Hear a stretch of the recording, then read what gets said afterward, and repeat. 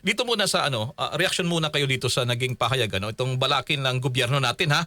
At magkakaroon muli, although good news ito para sa ating mga kababayan na MSRP, maximum suggested retail price, dito po naman sa bigas imported rice na hanggang 43 pesos. Ang nitong hakbang ay para mababa pa yung inflation at makahatak pa sa mga mahal po na mga presyo ng bigas. Reaksyon niyo po rito, Kalayo?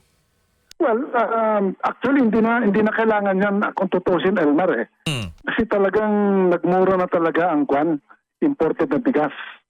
Sa kalkulasyon namin, baka na ngayon nasa mga 30 pesos bawat kilo na po together with yung taripa.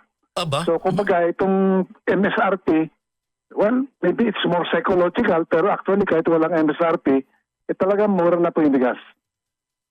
Kung nagbura na po, ano pong dahilan dito? Ito ba ay dahilan sa mayroon na tayong 20 pesos rice program o saan ko ito yung may tuturing po yung ganitong hakbang ng pag... Yung pagmura ng international source na bigas, kung talaga kasi nagmura talaga yung natin, yung bigas sa pinag-aangkatan natin, gagaya po ng Vietnam. So, wala pong connection yan dito sa 20 pesos na programa sa bigas. Talaga nagmura po. Bumaba po talaga ang presyo ng bigas sa world market. So hindi po di tayo masasabi na nililigaw tayo na yung pala sa ibang bansa nagmura na rin pala yung mga presyo ng imported rice. So ang bottom line dito, kaya pala ibababa nila dahil sa mura din pala ang pagkukunan sa ibang bansa. Ganun pala. Oo, kaya nagtataka rin ako bakit inaanunsyo pa itong magkakaroon ng MSRP na 43. As if yung bang dahilan kung bakit bumaba yung presyo ng gas sa world market. Hindi po. Baliktad po. Bumaba po yung presyo ng bigas sa world market. Okay. Dito po sa 20 pesos per kilo rice, ano po ang inyong monitoring ngayon? Sa tingin nyo talagang ito'y lumakad na few weeks ago hanggang ngayon. Ito ba'y masustain po natin ito? Sa tingin nyo, anong nagbabasa nyo sa ating merkado ngayon, sa ating just sa ground po? Nasa early stages pa lang ng implementasyon So, in terms of yung kandidato, yung volume, hindi pa talaga masyadong malaki ang kantidad na ibinibenta po. Although, nagbubukas po ng karagdagang mga kadiwa outlets, iba't ibang lugar, pero still not to the level na talagang malakihan po yung yung coverage. Ngayon, as to whether sustainable po ito, depende po sa budget na ilalaan po ng ating pamalaan. Kasi lalo na kung gagawin pong nationwide ito, talaga malaki-laki po yung kakailanganin budget para ma-cover po itong mas maraming lugar po sa ating bansa. Nako, nababanggit nyo yung pag-subsidize ng gobyerno ha. Kung ang pagtayo dito sa lumabas na report nating natanggap, kung aabot pa ito ng 2026 na taon, 18 billion pesos pa lang kakailangan nito. Ganun kalaki itong programang ito. At paabutin, di ba, Kalayo? Yes. But even that 18 billion, so nababasa ko naman, Elmar, hindi pa tayo nakakatsak na i-release ang amount na yan Kasi sa isang nabasa ko, baka ang kaya lang pong balikatin ng gobyerno next year is mga 10 billion lamang. Sus. So a lot of this yung balita, malalaman pa po natin kung talagang magagampanan po yan. Ganun ba? So magkakaproblema pala ito sa budget So hindi pa sigurado. By the way, pabor ba kayo na kailangan pa itong isabatas na maging sustainable ito ay magkaroon ng batas na itong 20 pesos per kilo rice na maging sustain at mapaglaanan na talaga ng pondo? Sa tingin nyo, kung sa Kongreso? Dalawa sigurong gusto kong banggitin dito. Number one, dapat din po talaga bantayan ng mabuti ano ang posibleng magiging epekto nitong 20 pesos na programa, lalo na kung malawakan ito, sa magiging presyo po ng palay. Kasi pagka sa maraming lugar sa Pilipinas, 20 pesos po ang subsidized price na i-offer natin pamalaan, baka ito po bumulta po sa ating farmers at mababagsak masyado yung presyo ng palay.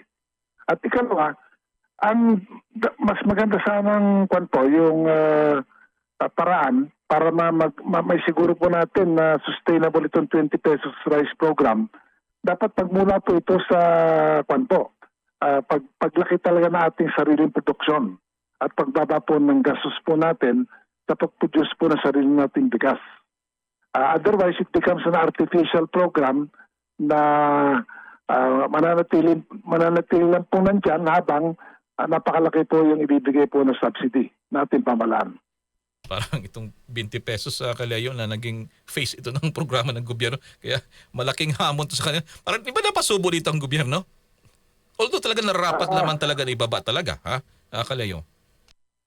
Actually, yun nga po, Natatawa ko yun. sa nakikita ko kasi, ang talagang nag-trigger nitong 20 pesos na bigas, yung pangangailangan po ng National Food Authority, nabawasan po yung kanpo nila, yung stock sa mga bodega. Kasi habang punong-puno po yung stocks sa bodega ng NFA, hindi po sila makabili ng bagong aning palay sa ating mga farmers. So they have to come out with a program na ma-encourage po yung ating LGUs at saka yung ating mga mamamayan na palakihin po yung kanilang binibiling bigas mula sa National Food Authority. Nagkataon din lang na in order to decongest the NFA warehouses, kinailangan talaga mag-offer po ng mas mababang presyo po ng bigas ang ating gobyerno. So, kaya po pumasok dito sa 20 pesos. So, well, in a sense, parang nakakabuti rin po na dahil po sa decongestion ng NFA warehouses, maring masabi rin na tinutupad na rin po ng gobyerno po natin yung pangako na 20 pesos. Okay. Balikan ko yung sinasabi mo kanina na buying price. Sabi mo kanina may mga 20 pesos pero may balak yata ang DA na itaas pa to yung buying price para medyo mapalakas din naman yung produksyon ng ating mga magsasaka, ating mga mag-aani po dyan hanggang mas mataas pa. Sa tingin nyo rito, sir? Well, welcome po yun. Right now kasi ang problema mataas-taas na yung presyo at which binibili ng NFA yung palay. Kaya lang halos tapos na po yung anihan ngayon. Opo. Kung ano yung natitirang palay na lang po na pwede pang i-deliver sa NFA, napakahigpit naman po ang mga requirements ng NFA bago po sila po itatanggap ng mga palay deliveries mo mula po sa ating mga farmers o ng kanilang mga samahan. So again, welcome po yan, yung pangako na itataas, may plano po silang itataas ang buying price ng NFA ng palay, pero maniniwala po kami pag talaga nandyan na po yung actual programa po ng ating gobyerno. Alright, anong forecast nyo ngayon sa taong ito para doon sa ating anihan, sa ating pag-aangkat ng bigas at rin palay? Lalo po, papasok na naman tayo ngayon sa typhoon season, Kalayo. It's too early to tell pa kasi tama po kayo. Ang panahon po ng bagyo dito po sa second half ng 2025.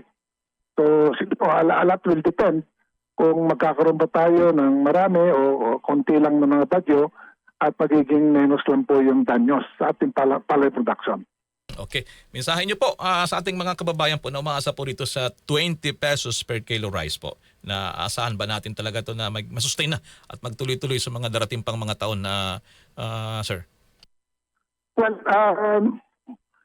may din po ito sa ating mga mahirap na kababayan, pero ang mas talagang sustainable paraan para magkaroon po tayo ng abot-kayang presyo po ng bigas, sa pamamagitan po ng pagtulong po natin sa ating mga magsasaka, pagpalakas po ng ating sariling produksyon ng bigas sa mas mababang halaga. That way, makakabigay din po tayo ng assurance sa ating mga consumer na sila po makakabili ng abot-kayang bigas na hindi po masyadong malaki po yung kakailanganin pong subsidy mula po sa ating gobyerno. Alright, mga kasama, dati pala itong Agriculture Secretary, yung ating kausap ngayon. Naging kinatawan po din sa congressman, sa kongreso dyan. Chairman po ng Federation of Free Farmers Cooperative, Leonardo Montemayor. Dating kalihim po. Magandang hapon po kayo, sir. Elmar, thank you for the invitation. Okay, thank you din po. So yan po mga kasama, dating Agriculture Secretary na si Leonardo Montemayor.